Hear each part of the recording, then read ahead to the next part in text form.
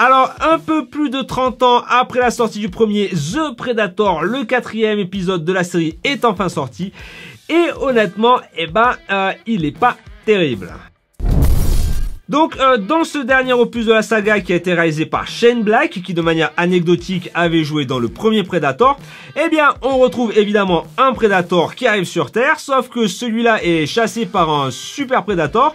Et puis, au milieu, il y a un sniper avec une bande de barges qui essaie de protéger le fils du sniper, le tout de la manière la plus idiote qui soit. Bon alors, le film en soi n'est pas un mauvais divertissement, c'est-à-dire que voilà, il se laisse voir. Mais il a quand même quelques sérieux problèmes. Le premier d'entre eux étant un problème de continuité avec les autres films. C'est-à-dire qu'il reconnaît les autres films, c'est pas un reboot. Hein. Il reconnaît d'ailleurs même, je pense, Alien vs Predator, parce que si je ne me suis pas trompé, dans les locaux du projet Stargazer, on entrevoit la lance que Lex utilisait à la fin d'Alien vs Predator. Sauf que, il suit pas la logique des Predators originaux. Voilà, il essaie un petit peu de réinventer la roue. J'en dis plus dans la partie spoiler, mais bon, voilà, ça colle pas trop. Et puis surtout, il a un gros problème de scénario, quoi. C'est-à-dire que le scénario est complètement débile. Je veux dire, on a droit un petit peu à tout ce qui s'est pire du style. On a le gamin de 10 ans qui d'un seul coup arrive à décrypter la technologie alien, là où tu as une équipe de scientifiques haut de gamme qui ont passé 20 ans sans rien sortir. On a une scientifique qui a jamais dû tenir une carabine dans ses mains, qui d'un seul coup part à la poursuite d'un Predator avec un pauvre fusil à fléchette. Et puis alors après, évidemment, on a le problème du Predator. Voilà, c'est comment ça s'appelle, sa motivation est un petit peu obscure. Et puis la fin n'a absolument aucun sens. Voilà, donc ça c'est vraiment pas terrible. Autre chose aussi, c'est que le film, ils l'ont blindé d'humour et pour le coup, en fait, il est limite comédie. Hein. C'est-à-dire qu'on a la bande de barges, là, ils sont toujours en train de déconner, toujours en train de faire des blagues, quoi. Ils vont partir à la chasse au Predator, sourire aux lèvres, c'est zéro stress, ce truc. Alors que quand tu reviens à la base, un Predator, c'est quoi? C'est un putain de rasta de plus de 2 mètres de haut qui chasse l'alien et t'arrache la colonne vertébrale pour le sport. Moi, perso, si tu me files un flingue et tu me dis, allez, maintenant on va chasser le Predator, ça me fait pas spécialement rire. Et là d'ailleurs en fait c'était l'un des points forts du premier, c'est que dans le premier on retrouve une équipe des forces spéciales méga badass, surentraînée, suréquipée, gonflée aux stéroïdes, qui ont déjà participé à des dizaines de missions ultra méga dangereuses. Et ces gars-là qui ont peur de rien, au bout de 40 minutes dans la jungle, ils se chient dessus quoi. Et donc en tant que spectateur, tu te dis putain, si ces mecs-là ils ont la trouille, mais moi je tiendrai pas 2 minutes quoi. Et pour le coup en fait ça te fait stresser à mort. Et ça c'était vraiment l'une des richesses de Predator 1. D'ailleurs au niveau des personnages, il y a aussi un problème de charisme, hein. On va se mettre d'accord que là ils essaient tous de montrer qu'ils sont super bourrins, qu'ils sont super balèzes, que c'est les meilleurs des meilleurs, mais la mayonnaise ne prend pas quoi. Honnêtement, voilà, c'est pas tout le monde qui peut s'improvisionner Schwarzenegger. Et là, le sniper en particulier, j'ai trouvé qu'il était vraiment trop surjoué et en fait, c'était pas crédible pour de rond. Bon, maintenant, il y a quand même des trucs que j'ai trouvé sympas, comme le côté gore et assez violent du film. Et puis, il y a un petit clin d'œil que j'ai trouvé super cool. C'est celui de Sean Keyes qui joue en fait Jack Buzzey, et qui en fait, Jack Buzzey est le film de Gary Buzzey qui en fait l'agent de la DEA dans Predator 2, et cet agent est en fait joué par Gary Keyes qui est en fait le père de Sean Keyes. Donc en fait le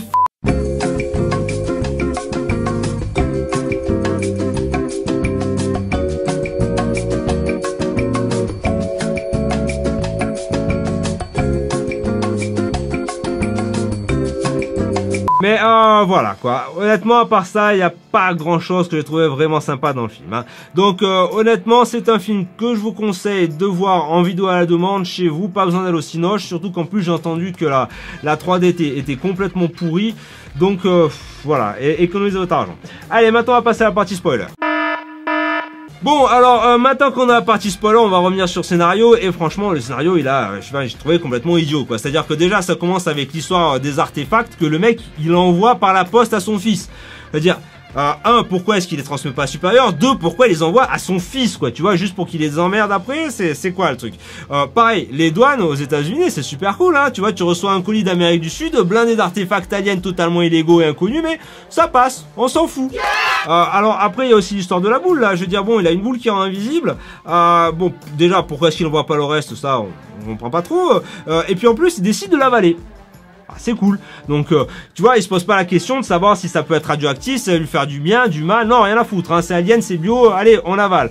Et puis en plus, après, bon, on a très bien compris comment il la faisait sortir de son organisme. Mais quelque part, si on regarde, il y a un laps de temps. Quoi. Je veux dire, le mec, il doit avoir au moins 1 semaine à 10 jours. Quoi. Ça veut dire que le mec, il restait 1 semaine à 10 jours sans chier. sans déconner. Quoi.